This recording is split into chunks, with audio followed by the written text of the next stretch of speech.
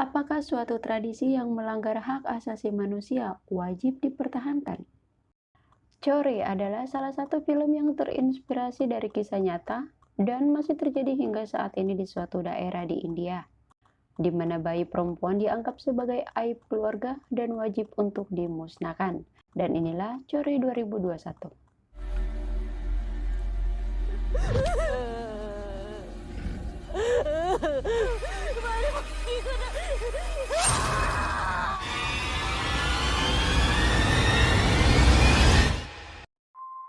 Film diawali dengan seorang wanita hamil yang berlari ketakutan di perkebunan tebu. Tak lama kemudian, 3 orang bocil laki-laki menghampirinya dan memberikannya sebuah pisau. Namun tiba-tiba, ia tak bisa mengendalikan tangannya dan mengambil pisau tersebut. Ia memohon pada sosok di sebelahnya agar tak membunuh anaknya. Dan ia pun merobek perutnya sendiri. Beberapa tahun kemudian setelah kejadian itu, di kota Mumbai, kita akan berkenalan dengan seorang wanita bernama Shakshi yang kini sedang hamil tua. Tak lama kemudian suaminya bernama Herman datang menjemputnya. Ketika sedang makan jajanan di pinggir jalan, seorang pria yang berada di truk menatap mereka seperti memberi peringatan. Herman yang merasa tak kenal dengan pria tersebut tak mempedulikannya.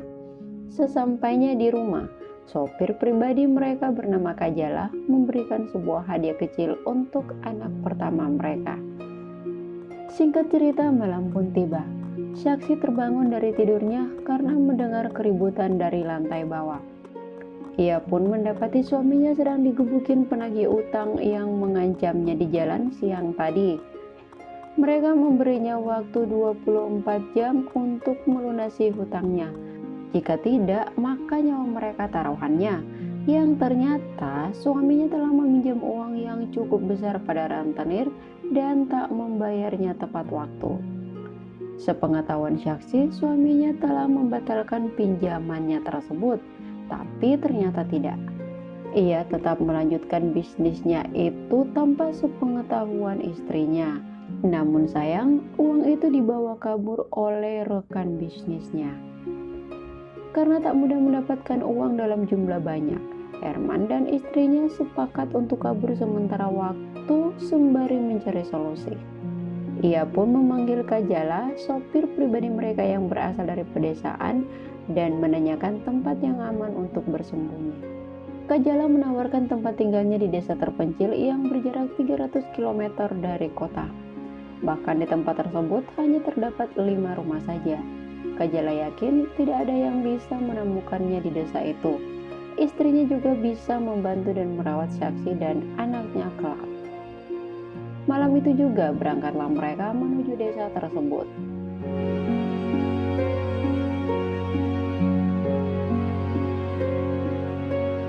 Singkat cerita, tibalah mereka di sebuah perkebunan tebu yang sangat luas. Karena mobil tak bisa masuk, mereka terpaksa melanjutkan perjalanan dengan berjalan kaki. Sementara Kajala akan menyusul mereka setelah menyembunyikan mobilnya. Saking terpencilnya tempat itu, baru jalan beberapa meter saja sinyal telepon udah hilang aja. Tapi mereka berdua tetap menikmati perjalanannya dengan penuh canda tawa. Sesampainya di tengah perkebunan, Herman mulai panik melihat banyak jalan dan tak ada arah mana selanjutnya. Melihat tanda dari orang-orangan sawah, Saksi yakin bahwa itu adalah petunjuk arah. Untuk meyakinkannya, Herman berinisiatif untuk memberinya terlebih dahulu dan meminta istrinya menunggu agar tidak kecapean. Tapi mau ngecek doang, kenapa harus bawa tas ya? Sekian lama menunggu, Herman tak juga kembali. Saksi terbangun dari tidurnya saat hari mulai gelap dan sang suami tak juga terlihat. Karena khawatir dengan keadaan suaminya, dengan terpaksa Saksi mengikuti jalan yang dilalui Herman. Ia mulai merasa ketakutan dan terus menelusuri jalan setapak tanpa adanya bantuan cahaya. Sampai akhirnya ia menemukan sebuah rumah dan tiba-tiba Herman, ternyata itu adalah istri Kajala bernama Banu Devi dan Herman. Menurut Herman, ia tersesat saat akan menjemput saksi. Tapi setelah sampai di tempat orang-orangan itu, ia tak menemukan saksi dan memutuskan kembali ke rumah Kajala. Singkat cerita, Devi meminta mereka untuk membersihkan diri, sementara ia akan menyiapkan makan malam. Meskipun Kajala hanyalah seorang sopir, keluarga mereka masih memegang teguh tradisi leluhur, di mana laki-laki harus lebih diutamakan daripada wanita. Mau nggak mau, saksi harus mengikuti aturan tersebut. Mereka akan makan setelah para suami selesai makan dan melayani kebutuhan para suami sebelum pergi tidur. पर सोच पुरानी है। Saksi lantas menanyakan soal ruangan yang tergembok. Devi berkata bahwa itu adalah kamar adik iparnya yang telah meninggal. Setelah kejadian itu, mereka meninggalkan rumah dan pindah ke tempat lain. Mereka terpaksa membukanya kembali karena Herman dan saksi membutuhkan tempat tinggal sementara. लो, पापा के कराटे शुरू। Singkat cerita, pagi pun tiba. Kajala mengajak Herman untuk berkeliling ladang. Sebelum menyusul suaminya, Devi yang sedang menyiapkan air mandi untuk saksi terlihat tak senang ketika saksi berkata, mereka hanya nginap beberapa hari saja. Lah, emang kenapa? Untuk menghilangkan kegabutannya, setelah mandi, saksi berkeliling area rumah. Dipenuhi rasa penasaran, ia mendekati dan masuk ke kamar yang terlihat seperti bekas terbakar. Setelah itu ia lanjut berkeliling sampai akhirnya ia menemukan sebuah sumur tua. Dan tiba-tiba ternyata suaminya.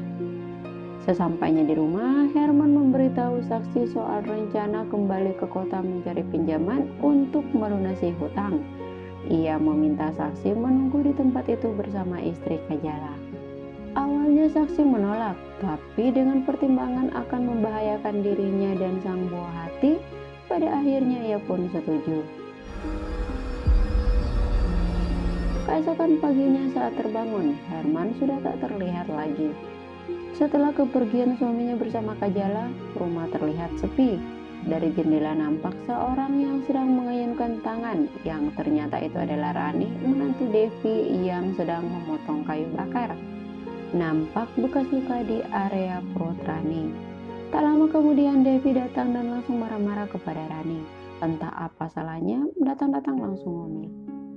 Devi lantas menceritakan alasan ia marah kepada Rani. Jadi ceritanya, beberapa tahun lalu Rani yang sedang hamil 8 bulan mengalami insiden karena tak pernah mendengar nasihat Devi. Ia pergi ke ladang meskipun sudah dilarang mertuanya.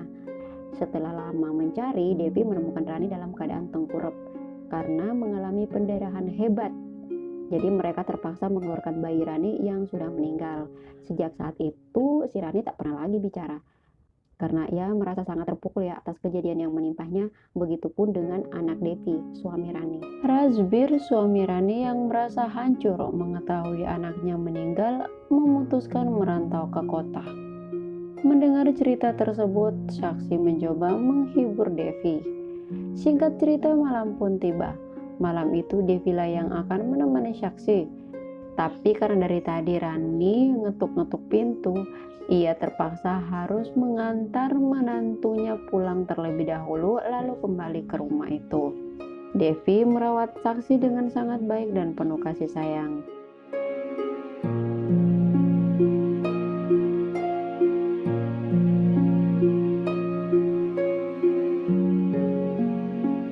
Semua berjalan normal pada awalnya, hingga di suatu malam ketika saksi sedang menunggu kepulangan Devi, nampak seorang bocil mengetuk pintu. Ketika didekati, bocil tersebut menghilang. Saksi pun kembali masuk dan tiba-tiba bukan hanya satu bocil, melainkan 3 bocil. Saksi yang awalnya memang senang dengan anak-anak bukannya takut malah mengira anak-anak tersebut mengajaknya bermain. Apaan coba ngajakin main malam-malam? Untung saja Devi tiba tepat waktu. Mendengar ucapan saksi soal anak-anak, Devi mengajak saksi masuk lalu menutup pintu dan jendela. Nampak jelas ketakutan di wajah Devi. Ia meminta saksi menjauhi anak-anak tersebut. Saksi merasa heran. Ia yang pada dasarnya menyukai anak-anak jelas menolaknya. Devi yang kesal langsung memarahinya dan berkata, "Jika kamu tak mendengarku, nasibmu akan sama seperti Rani." Malam itu Devi menemaninya tidur. Tepat tengah malam, saksi terbangun, namun tak menemukan Devi. Dan tiba-tiba, ternyata Devi tak bisa tidur karena kepikiran anak-anak yang bermain bersama saksi. Keesokan paginya, terlihat Rani seperti ingin dekat dengan saksi. Namun hal itu ia urungkan ketika melihat ibu mertuanya sedang menatap tajam ke arahnya. Saksi menyadari ada sesuatu yang dirahasiakan Devi darinya. Singkat cerita, kedekatan saksi dan anak-anak semakin hari semakin dekat. Mereka bahkan memberinya sebuah radio. You कहाँ से ले आई? Melihat radio tersebut, Devi marah besar. Ia lagi-lagi meminta saksi menjauhi anak-anak tersebut demi kebaikannya. Saksi sangat terkejut melihat sikap Devi yang tiba-tiba berubah menjadi kasar. Saksi mulai merasa ketakutan. Malam itu Herman akhirnya kembali. Saksi meminta Herman untuk segera membawanya pergi dari rumah. Saksi yakin benar bahwa Devi akan mengambil anak mereka. Karena tak berhasil menenangkan istrinya, Herman pun terpaksa mengikuti permintaan saksi. Namun tiba-tiba,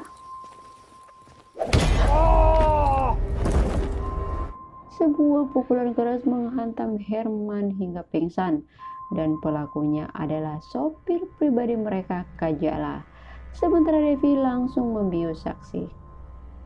Ternyata semua itu telah direncanakan dari awal. Sepasang suami istri tersebut bahkan telah menyiapkan ritual di tengah perkebunan untuk saksi yang belum sepenuhnya sadar dari pingsannya. Setelah itu mereka membawanya ke kamar dan diikat di atas ranjang. Disinilah Devi mengungkap alasan kenapa ia melakukan semua itu. Beberapa tahun silam kehidupan mereka aman dan tentram. Devi memiliki 4 orang anak laki-laki, 1 remaja bernama Razbir dan 3 lagi masih kecil. Tapi semua berubah ketika adik iparnya Yoga menikahi seorang wanita bernama Sunaini yang menurut Devi memiliki ilmu sihir. Masuknya Sunaini ke dalam keluarga mereka membuat 3 dari 4 anaknya lebih dekat dengan Sunaini. Anak-anak tersebut sangat patuh pada Sunaini dan suka menentang Devi, ibu kandung mereka. Ia merasa telah diasingkan oleh anak-anaknya sendiri. Tak lama kemudian Sunaini pun hamil. Devi merasa senang dan berharap setelah Sunaini memiliki anak sendiri, pengaruh sihirnya terhadap ketiga anaknya akan hilang. Hingga usia kehamilan Sunaini yang ke-8 bulan, anak-anak masih tetap dekat dengannya. Devi pun mengadu pada adik iparnya Yoga agar menasehati istrinya untuk menjauhi anak-anaknya. Yoga pun melakukannya, namun permintaan tersebut malah membuat pertengkaran hebat di antara mereka yang membuat Yoga sampai kehilangan nyawa. Setelah menikam suaminya, Sunaini membelah perutnya dan melompat ke sumur tua bersama ketiga anak Devi. Waktu pun berlalu. Anak pertama Devi yaitu Razbir yang sudah beranjak dewasa pun menikah dengan Rani. Ketika usia kehamilan Rani mencapai 8 bulan, hal aneh kembali terjadi, di mana Rani sering melihat penampakan hantu Sunaini dan ketiga anak Devi. Sunaini memantrai Rani agar melakukan hal serupa yang pernah ia lakukan dulu, yaitu membelah perutnya. Karena ketiga anak Devi ingin bermain dengan bayi Rani. Namun nyawa Rani masih bisa diselamatkan walaupun anak dalam kandungannya meninggal. Karena Rani tak lagi bisa memberikan keturunan dan tak ingin melihat putra satu-satunya terus bersedih, Devi kembali menikahkan Razbir dengan wanita lain. Dan lagi-lagi di setiap usia kandungan berusia 8 bulan, istri Razbir mengalami hal serupa. Kejadian itu terus berulang-ulang hingga pernikahan Razbir yang ketiga. Dukun mengatakan jika ada wanita yang sedang hamil 8 bulan bisa bertahan di rumah itu selama 3 hari 3 malam, maka kutukan Sunaini akan hilang. Kebetulan Saki yang sedang hamil 8 bulan berada di rumah itu. Mereka pun memanfaatkan momen tersebut. Setelah menceritakan kejadian itu, Devi meninggalkan saksi seorang diri dan tiba-tiba keesokan paginya, saksi berhasil melepaskan ikatannya. Nampak jelas bekas tangan di perutnya. Masih kebingungan dengan apa yang dialaminya, ia segera bangkit mencoba mencari jalan keluar. Hemant!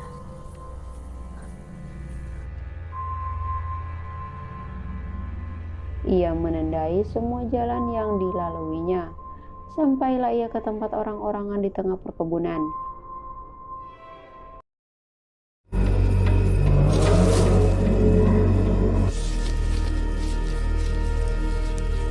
Ia pun merasa lega, namun anehnya semua jalan yang dilaluinya buntu. Selama berjam-jam ia hanya berputar-putar di tempat yang sama seperti berada di labirin.